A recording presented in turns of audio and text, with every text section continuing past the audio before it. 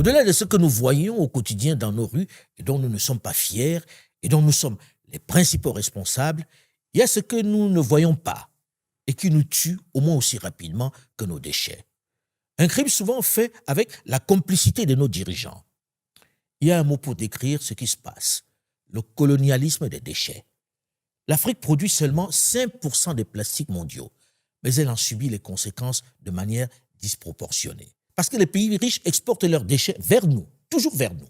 Chaque année, l'Union européenne exporte 33 millions de tonnes de déchets hors de ses frontières, une hausse de 75% depuis 2004. Où vont ces déchets? En partie en Afrique, essentiellement. Plastique, vêtements, usagers, électronique, bref, tout ce dont l'Occident ne veut plus devient notre problème. En 2018, la Chine a interdit l'importation des déchets plastiques. Les Philippines et la Malaisie ont suivi. Les pays riches se sont donc tournés vers l'Afrique, puisqu'il faut bien que ces déchets aillent quelque part. Et nous acceptons.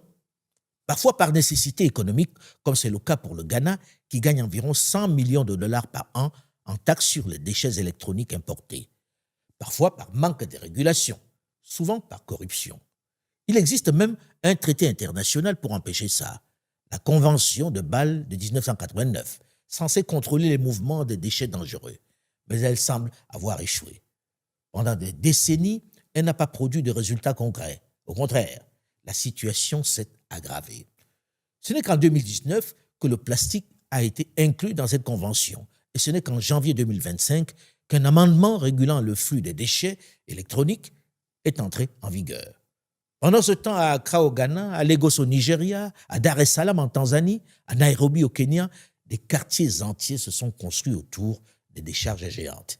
Des familles vivent littéralement sur des montagnes de déchets importés.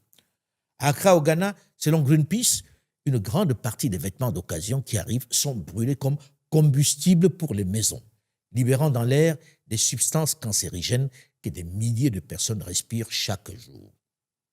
Nous sommes peut-être sales, mais nous sommes une fois de plus victimes et complices d'un système qui exporte sa pollution, ses risques sanitaires, sa mort, vers ceux qui n'ont pas les moyens ou qui refusent de refuser. Un autre colonialisme est cette fois des déchets qui nous tuent à petit feu. Mais il faut reconnaître que notre part de responsabilité sur ce coup est énorme. Nous acceptons qu'on nous empoisonne, du moins certains de nos leaders, de nos dirigeants. Il y a manifestement un sursaut de civisme qu'il faut impulser chez nous pour en sortir.